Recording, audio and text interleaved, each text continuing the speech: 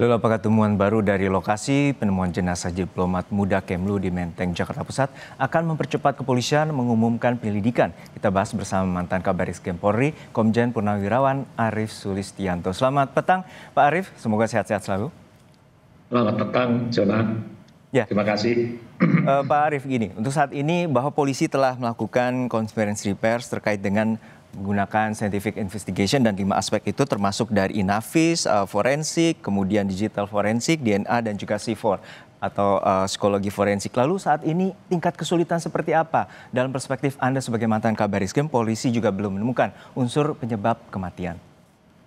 Iya, kalau mencermati perkembangan dari hasil penyidikan dan berbagai informasi seperti terakhir yang disampaikan oleh Kompolnas, saya setuju dengan apa yang disampaikan oleh Kompas TV tadi. Polisi perlu berhati-hati karena ini juga untuk menjaga perasaan dari keluarganya. Yang jelas tadi diterapkan scientific crime investigation. Ini Polri pasti membuat 2 hipotesa terhadap kematian saudara Daru ini. Yang pertama, apakah bunuh diri? Yang kedua, atau pembunuhan?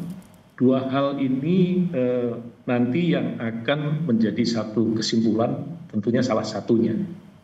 Nah, dari semua olah TKP, pemeriksaan alat bukti, menemukan motif dari kesimpulan yang akan diambil oleh kepolisian nanti. Sehingga saya setuju kalau memang harus hati-hati, tetapi kalau memang hasilnya sudah maksimal seperti itu, ya sudah, disampaikan saja. Toh juga ini sudah maksimal gitu. Apakah ini bunuh diri ataukah pembunuhan? Memang ada risikonya kalau bunuh diri.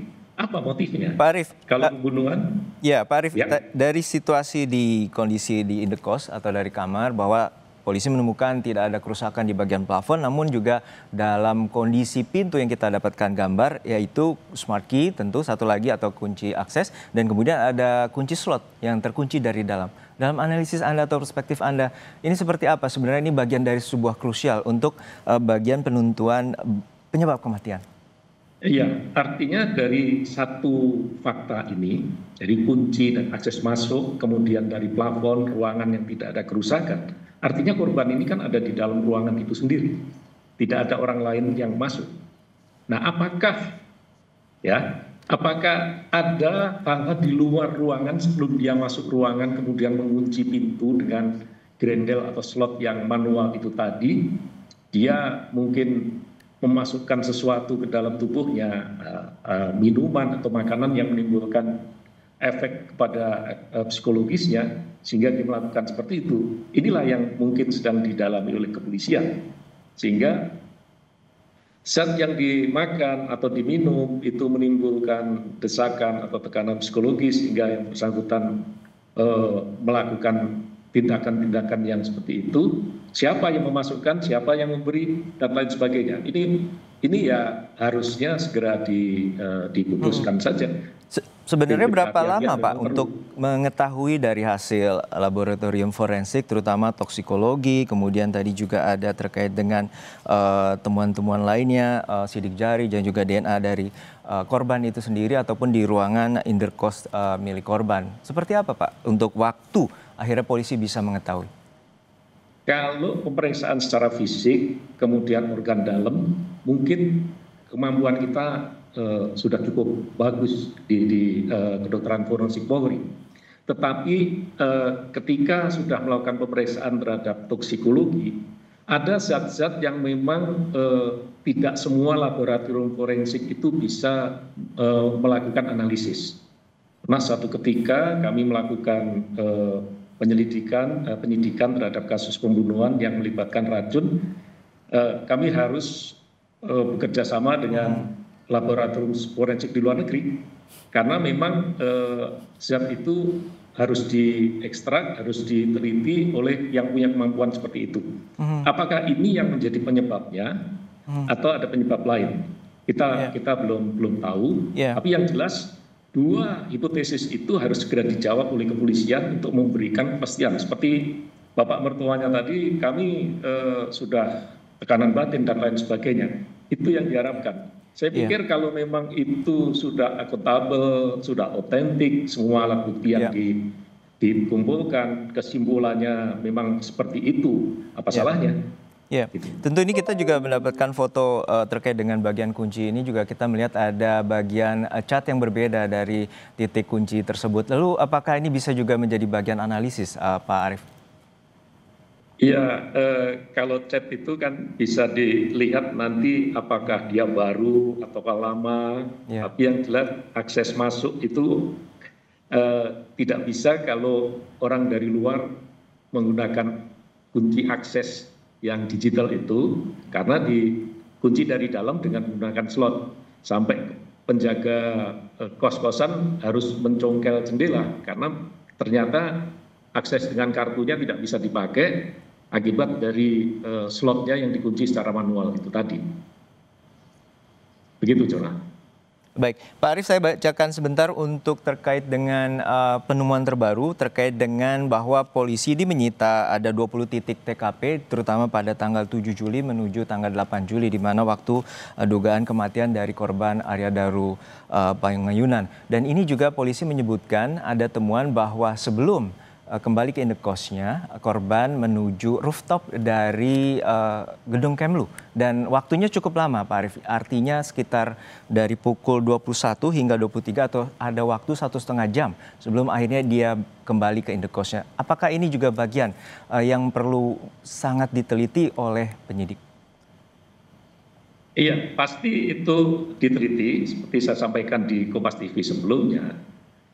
Hubungan atau interaksi kepribadi yang bersangkutan baik dengan keluarganya, dengan teman kerjanya atau dengan teman interaksi sosial yang di luar, apakah ada hal-hal yang membuat tekanan di dalam Baik, ini gambarnya ya Pak ya, kita coba tampilkan di sini ya Pak ya.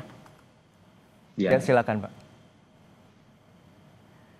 Bahwa ini gambar bahwa sebelumnya polisi menyebut bahwa dari 20 titik TKP korban sebelumnya berbelanja di sebuah salah satu mal di Jakarta Pusat, membawa tas belanjaan dan juga tas ransel. Namun dari titik CCTV yang kita temukan ini bahwa korban atau Arya Daru ini berada di atas rooftop atau atap gedung, dan kemudian dari temuan polisi bahwa cukup lama, sekitar hampir 1,5 jam, korban berdiri di atas rooftop dan kemudian kembali turun menuju indekos tanpa membawa barang yang tadi dia bawa seperti tas ransel maupun belanjaan. Ya, itu pasti akan didalami oleh tim penyidik. Apakah ini merupakan kebiasaan yang bersangkutan atau baru kali itu saja?